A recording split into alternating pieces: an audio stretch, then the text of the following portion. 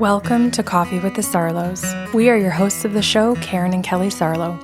Whether you're struggling with grief or you just need answers, we connect you with spirit to find relief, clarity, and direction in life. We can help you move forward.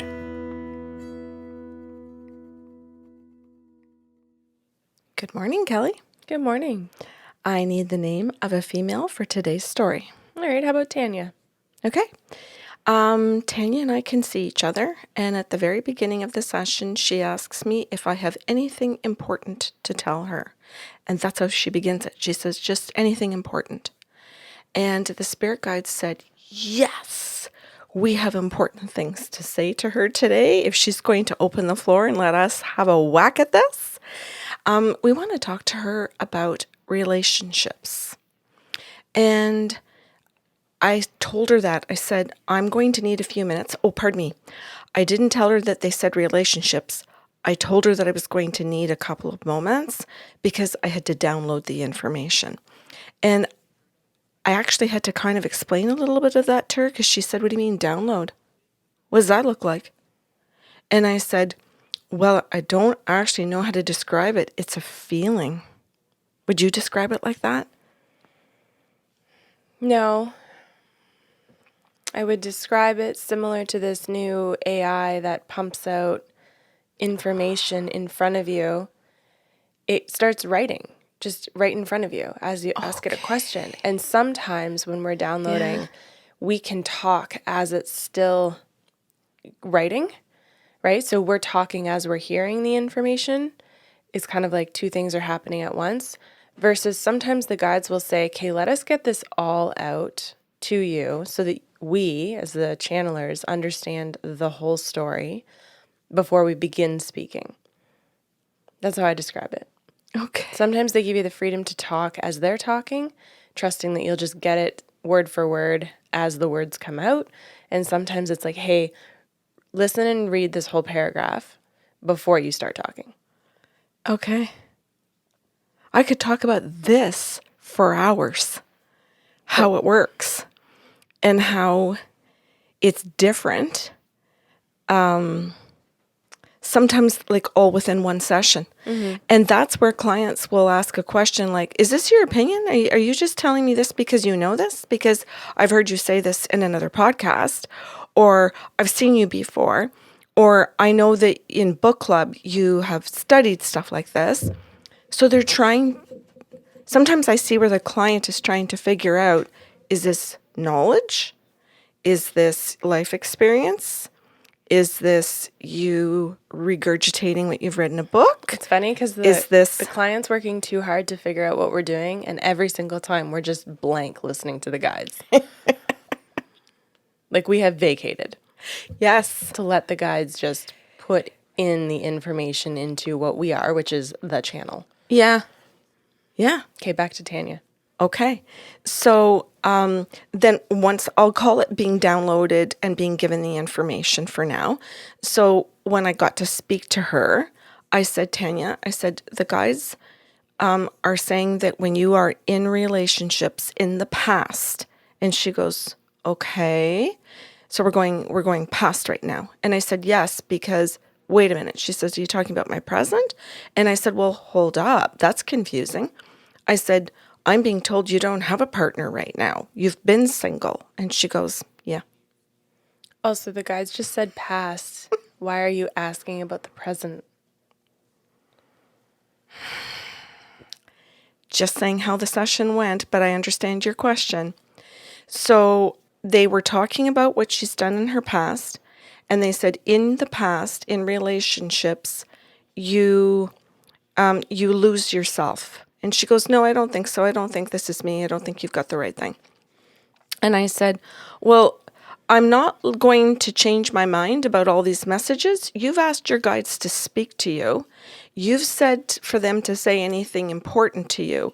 And now, just as I've downloaded all kinds of information that could take me a full half hour to deliver to you, you've decided that you're going to dismiss everything because you're not willing to see if the guides might have pertinent information. because you've decided that you stay present in a relationship when they're pointing out a pattern that's completely the opposite, which means I have to throw out the entire download. And I said, I'm not willing to do that.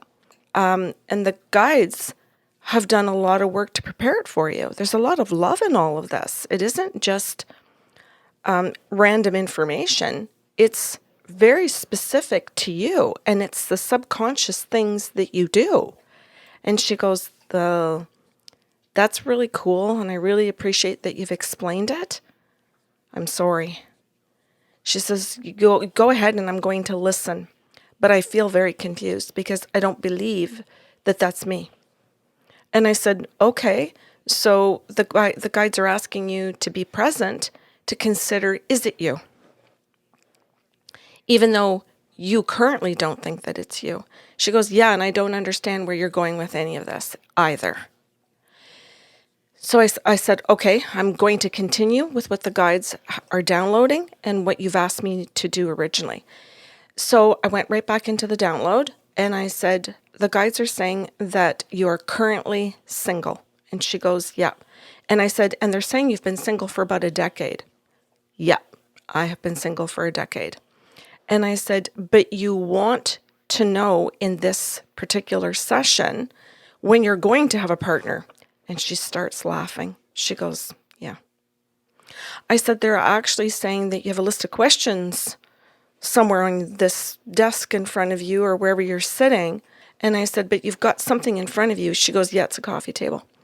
And I said, well, apparently there's a paper there with a bunch of questions about partnership and that you want a partnership and that all your questions are around what this partner's going to be like, but they're typical psychic kind of questions. Where am I going to meet him?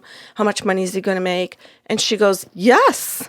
And I said, okay. I said, so you do want to know about partnership? Yeah, but it wasn't about past. It's about future. And I just want to know where I'm going to meet him and when. And I thought if I called a psychic, you could tell me, like, could I go to this restaurant or this party, or would it be at work, or would it be here? Like what would it be, and what would he do for a living? And, like, what kind of house would my house look like, so I can identify it when I actually am in it. I said, okay. I said, I understand where you're going, like what you want, but you asked me to give you anything the guides thought was important. So I'm going to go back to how you directed it, and that the guides feel that the quality of the relationship is what is important. And the patterns that you've had in your past, but my past is my past. And I said, well, no. I said, patterns and beliefs go with us. I don't believe in that. I believe that you can create any relationship you want if you just put it out there. I said, well, no. I said, your guides are... Then why are you calling a psychic? Because, you know what, Kelly, if this is just a chat between us, I think that she calls a psychic because she believes in the stuff that she is seeing or hearing that are cliches and that are simply things that are being repeated to her, where she believes I can create anything I want in my future. Clearly not, if she's asking the psychic where and when to go find this person. Okay, so I'll say This is like a hunt. Yes, it's a hunt. This better pick up. I'm going to say that I think it picks up, but Great. That's my own personal opinion. Let's go there. Okay. So and this session required that I had to check in a lot with this client because she's angry. She's not asking for what she actually wants. Yes. And that's part of the point as to why I chose this, that I thought this would be a good podcast. This is literally the equivalent of sitting in front of your partner and saying, okay, sweetie, do you have anything important to tell me? And they say, hey, yeah, actually, thank you. I'm not happy. And they're like, no. I just wanted you to tell me that we were good. Yeah. I don't actually want to hear what's important to you. I just want you to validate that everything's fine. Yes.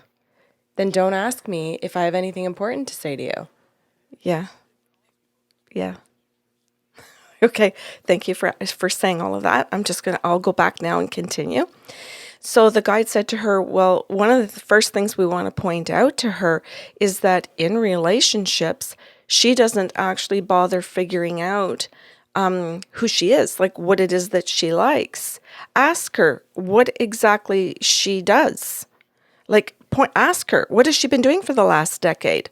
She's been doing things that she picked up from past partners that they liked. And I said, well, hold up. I'm going to need more facts to go with that. What does she do that she picked up from past partners so that I can point that out? Because she's really looking for me to provide that kind of information because she doesn't even believe what I'm doing. Like, I really don't even believe she believes in psychics or that she even believes I'm capable of doing it deeply. And they said, well, she snowmobiles and she doesn't even like it, but she picked that up from her first marriage and where he liked snowmobiling from his childhood. And so she snowmobiled with him. And she found a man who snowmobiled for her second relationship because she thought that was important, because it was something she already knew that how to do. Not that she liked it, she knew how to do it. And she knew that if she picked a man who liked snowmobiling, then she knew how to do it. She could say, I do it. We have something in common. Mm-hmm. I found something in common with somebody, but she doesn't actually like snowmobiling. So she's still doing it. She's still trying to find a guy that snowmobiles. Go on. And so the guide said she also will say she likes hockey, but she doesn't. But she watches hockey and she goes to hockey games in her community, like live games at her arena. I guess that's what everybody would call it, the arena, because she's trying to find a partner who fits into that. But that's all of the stuff that she did in the past partnerships. She actually has talents and can enjoy other things, but she hasn't even bothered to figure out these things. So this is going to be very difficult. And then the guides go, just stop there and tell her those things. Just do that. So I did. I said that to her and I said, so currently you go to hockey arenas to find a guy, to find your guy. You think this is where you're going to find them. That's why one of your questions is, where do I meet him? Because you think it's been 10 freaking years and here I am going to hockey arenas every, whatever the games are, Friday night, Sunday afternoons or something. And it's been a decade and I still haven't found my partner. So I'm just going to call a psychic to see if I'm actually in the right location. So if the guides come through and tell her you're going to meet him, in a paint class, she's going to look at me and go, you're no good because I don't paint and I'm not going to a paint class. You were supposed to tell me a hockey facility or snowmobiling or traveling because, when I'm snowmobiling and I go to hockey games, I'm traveling. So I want to know which city when I'm traveling for a hockey game or for snowmobiling. So she's really got her own agenda, but she says, do the guides have anything important to tell me? And I freaking loved what the guides did because they were saying, well, you haven't discovered who you are yet, so you're not even sharing with anybody who you are. So how can you find somebody who's actually going to love you? You're in a pattern. And so they're trying to say to her, you have to be able to identify your pattern first and what the pattern has you believing, how you're supposed to spend your time and what you're supposed to think and feel when you're doing it. You haven't even figured out who you are. And so I told her that. And she blew me away. I was shocked because she looked at me and she went, so how do I find myself? And so I just said, well, I have no idea. I said, I'm simply going to ask the guides because you asked them to tell you what's important. So I'm going to go back to that and hope that what they think is important is you figuring out how to discover who you are. Otherwise, there's never going to be feeling safe or secure or being loved. So I just said to the guides, what do you want to do next? You've heard her question. She asked for important. How does this play out now? And I think it's really important for people to hear how you and I talk to the guides and how we take into consideration and really truly listen to the client. Truly listen and really stay engaged with them, whether we feel like, is this meshing or is this a complete conflict between what the guides want, what the client is truly asking, and if they actually make a shift right in the middle of the session and we have to pivot. Or is it actually that there is no pivot and the guides really finally made a connection with her and you and I are sitting there going, okay, how is this actually going to play out? So if I continue and do it and download what the guides have given me in that original download, do I actually meet the client? And does the client do a pivot? And all of a sudden they get their needs truly met. And you and I have stayed steady, and the guides have stayed steady through the entire process. So when I go back to the download and the guides and just give it a whirl, jump in with 2 feet, the guides said to me, when she was in high school and university, she loved research. Tell her to go back and enjoy that aspect of herself of research. And tell her specifically that the research project is her. She will enjoy that. That will trigger something in her. And I said, okay. So I did tell her that. She didn't ask any questions. She just listened. And I said to the guides, what else? She's not asking me anything. What else are you doing with that or moving on? And they said, well, we want her to research podcasts, YouTube, anything. Just we want her to look at listening to a podcast show, and we want her to get engaged in the podcast. We want her to literally listen to, say, a conversation or someone talking, and we want her to offer her opinion. So say she's just cooking or she's in her car driving somewhere and she's listening to this, we want her to actually argue. We want her to give her own feedback. She doesn't. She just listens. And she does that also with men in relationships instead of thinking and then offering her own opinion. She just listens to what they're saying and she just lets them continue, or she feeds the conversation by asking them more about their own thoughts. She doesn't offer her own. So quite often partners leave her, and she has a pattern where all partners do the leaving because she doesn't actually get engaged in those conversations. They just end up talking more and more about what they think about something, and they don't feel connection. So they end up leaving and telling her that they just don't feel connected to her. They just don't feel like she's there. When I delivered that whole conversation to her about listening to a podcast and arguing with them in the car, or saying, well, I disagree, or yeah, I agree, or yeah, or fuck that, or whatever it is, yeah, that's right, or well, what about this, Karen? Well, what about that, Kelly? Just as an example of a podcast to listen to. Or I disagree, or this happened to me. Like, they wanted her to be able to really know what she thinks and to be able to engage. And the practice was to do it on her own first because she's single.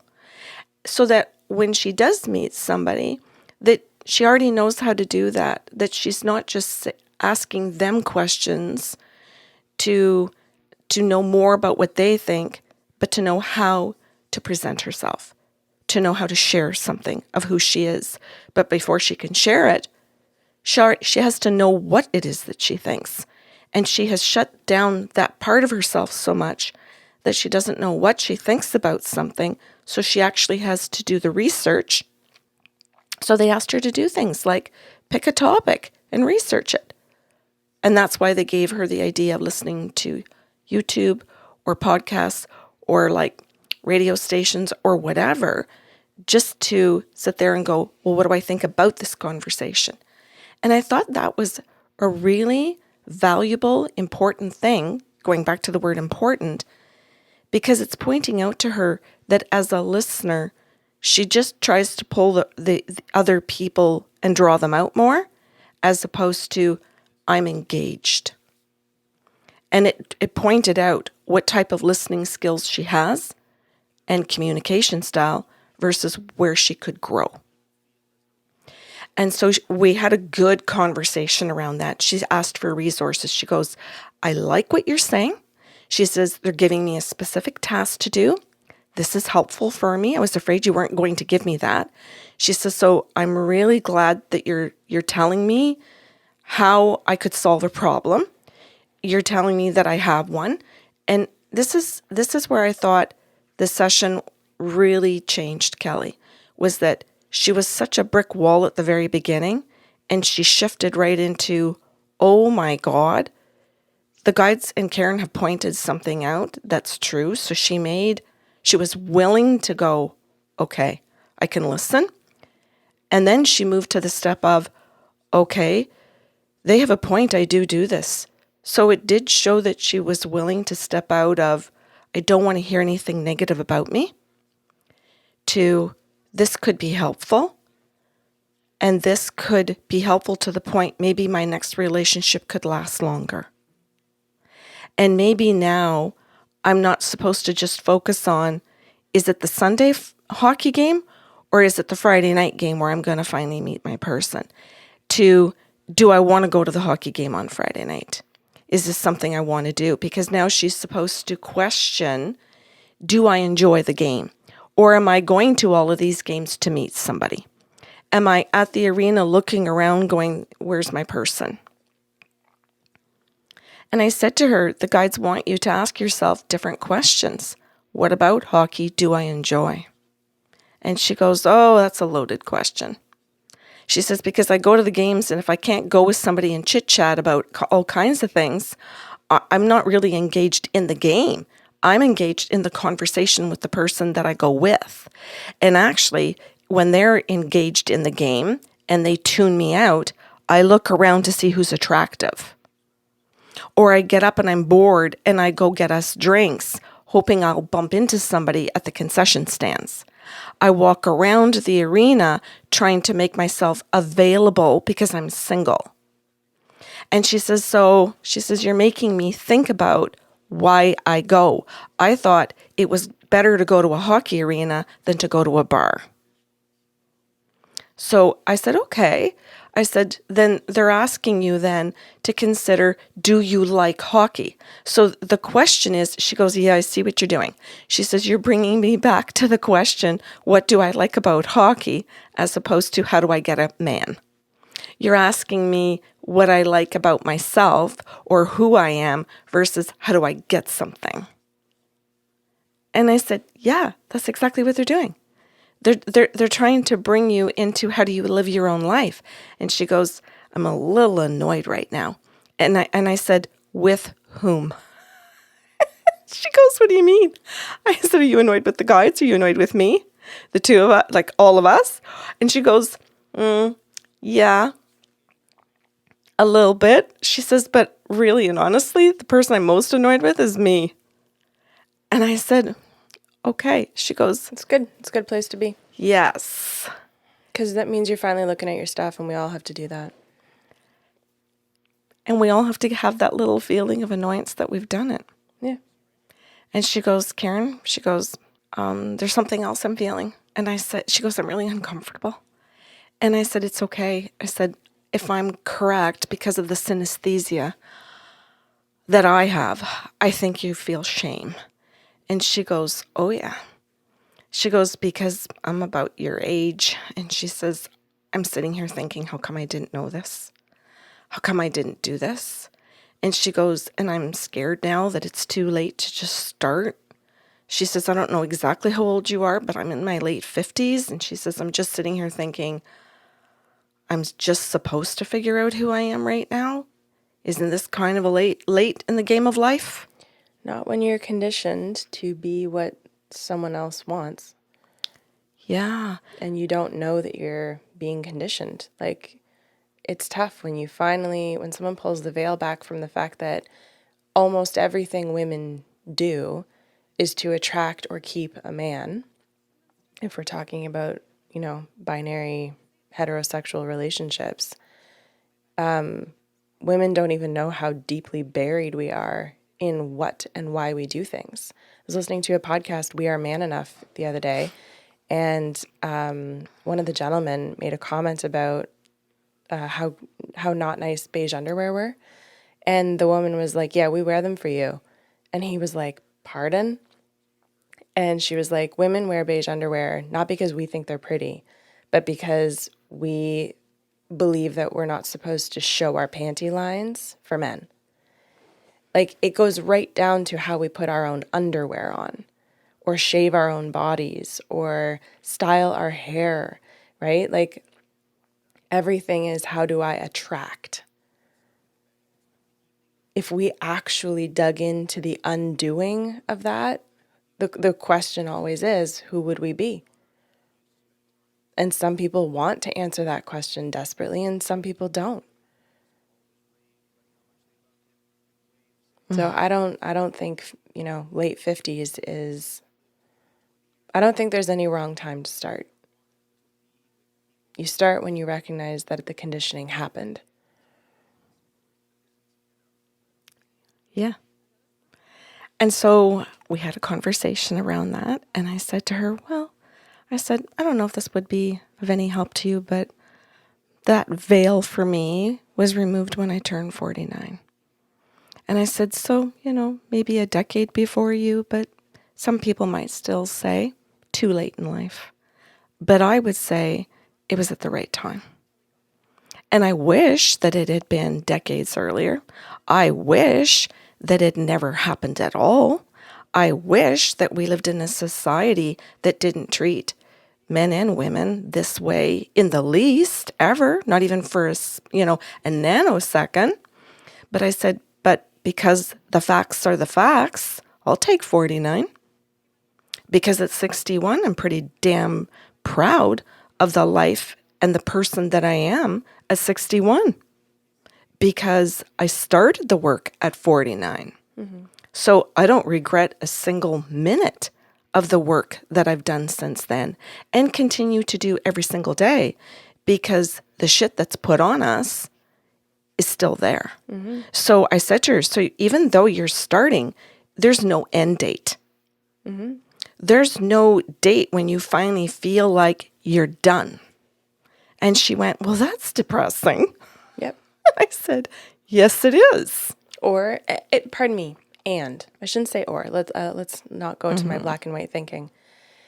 And on different days, it will be an adventure. Yes. On different days, it will be fun, right? Yeah. And on some days, it will be difficult and you'll hate it. And hopefully you'll just have enough grace and compassion for yourself on those tough days to get to the next one. Yep. Yep. Yeah.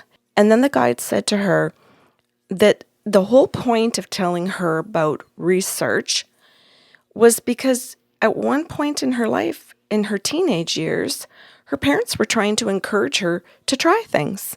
They were saying, at school, do you want to be in the band?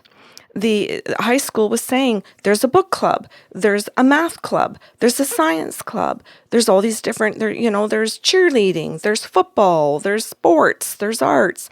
They were saying these things because her parents were really trying to help her create identity. They were saying to her, hey, at school, you're going to be asked about all different types of clubs. What kind are there? And she would come home and say, oh, there's just a debate club. No, go back and ask. No, go back and ask, kind of thing. And I said, your parents were actually trying to encourage you to join different things in a school system, outside a school system, in a community, like in a religious community as well. And she goes, oh, that's true. She said, my parents did do all of that. And that's true about religion because I was raised in one, and our religious community did have different types of groups as well. You're right. And I said, so the guides are trying to tell you to go back to that time of life where you were individuating. Your parents were, and she went, oh my God, I get what you're doing. She goes, oh my God, I get it. I'm a fucking teenager. She goes, oh my God, you're telling me I'm a teenager. You're telling me that I married these men at a point in my life where I stymied my growth. She said, these men married a teenager. like this? And I said, yes. Yes, they did. And she goes, and they realized it and they left me because I was a teenager and I was clingy. She goes, and I identified with their identity. She goes, oh my God. She goes, I dated the first guy in high school and I did this to him. And then I did it with every man thereafter. And I'm still fucking doing it. She goes, oh my God, I'm in a hockey rink doing the same thing. And I said, well, this is a good day. This is a good day, Tanya. You are. You can still go to the hockey rink this Sunday or whatever day you go. But you need to go to figure out if you like hockey. You need to sit and watch the game. You need to maybe chat with your friend. But still, when she gives you silence because she's figured out she likes hockey, you need to sit and look at the hockey game and figure out, do I like what they're doing? Do I enjoy passing a puck? Do I enjoy if they do this, if they do that, all the different things they do in a game? You have to figure out how you feel. So pull out that emotional wheel and figure out. And she goes, what's an emotional wheel? And I said, well, you're going to download it. Yeah, your Bible. That's good. You're going to pull out your emotional wheel to figure out, when I see this, what am I feeling? She goes, oh my God, I have to stay in my own body. And I said, you do? She goes, I'm realizing how much I come out of my body. She goes, as we're having this conversation, I feel how often I want to leave my body as you're telling me something. And then I can feel myself come back in as you kind of give me a real conversation to be in. She goes, is that the right word? It's a real conversation, because I'm noticing that as you and I are talking, and I notice that as you say things that resonate with me, I'm not leaving my own skin in order to have this conversation with you. I'm being present in it. And she goes, oh my God, this is what the spiritual people talk about being present in the moment. And she goes, so I want to say something. She goes, I thought that the spiritual stuff about being in the present moment was like bull. It was just crap. And she goes, now I understand why. She says, I thought that self-development was crap. I thought it was ego. I thought it was people that were just into themselves. I thought they were all narcissists. Many of them are. And many of them, as you know, we're debunking a lot of self-development books in our book club that are written with awful cliches that people are left, feeling very confused and more lost than when they started. Mm-hmm. There's a lot of people talking a big game that aren't offering any helpful tools for people to move forward or truly know themselves. Mm-hmm. So she's not wrong. Mm-hmm. She just hasn't come across the right stuff yet. Yep. Yes. Or been feeling safe and secure enough to stay present for the good stuff. Yes. So when I checked in with the guides, because now we're getting at the very end of her session, she knows it and I know it. And I said, I'm just going to check in because we're running out of time. I said, I'm going to ask the guides what they want to tell you. And the guides said, the last thing that we really want to stress that just goes with everything that we've said is that we are encouraging her through doing her research to continue to be on her own. And yes, it's been a decade, but she hasn't spent a minute in a decade trying to figure out who she is, even when she's in her own house by herself. She, in those moments, still tries to keep so busy with the radio on, the TV on, something going, I gotta go. She doesn't sit in her own skin. So even though she feels she's been single, she hasn't figured out how to be alone. And we're telling her that until she figures out how to be on her own, in her own skin, and stay present in it, to figure out what she thinks and what she feels, she's not ready. She hasn't individuated. She hasn't grown to become herself yet. There's no point in finding a person because that man won't know who he's talking to and who he's trying to connect to because she doesn't bring it forward. She doesn't have the pattern yet to bring herself into a conversation. And she can ask her girlfriends because they will say the same damn thing, that whenever they have conversations with her and they ask her how she's doing, what she's done in a day, she just says, good, good, good. And and then she goes right into, and how are you? And what's going on with you? She does the same thing to her friends. She does the same thing. She does not engage. And until she sees the pattern and the girlfriends tell her she's good to go, she's not. So that was the last message given to her. And then at the very end of the session, she said to me, okay, she says, I want you to know something. I approached this today with the wrong intention. She says, with the wrong questions. She says, with the wrong attitude. And she says, and now I'm sitting here thinking, holy shit, I can't believe you stayed in this conversation. She says, so I really want to thank you. She says, because I can see how I presented myself. And she says, I'm not proud of what I did at the beginning of this. I'm not proud of how I treated you. And I'm not proud of how I approached it or how I approached the guides and how I came forward to say, tell me anything important, and then how I treated you. And she says, I have a lot of thinking to do about how I'm treating everybody. That's good personal responsibility. Yeah. Yeah, very much. And that's it, Kelly. Like, we left, I think, on better terms than I thought we were going to. Well, yeah, and I mean, even though she wanted the clear path at the end of this to be which arena on which day and which game, the clear path was how to go find herself. Yeah. And what better path can you be set on than that? Exactly. Thanks for listening to Coffee with the Sarlos. If you enjoyed the show today, help spread the love with a like, share, or review of the podcast. See you next Saturday with a brand new episode.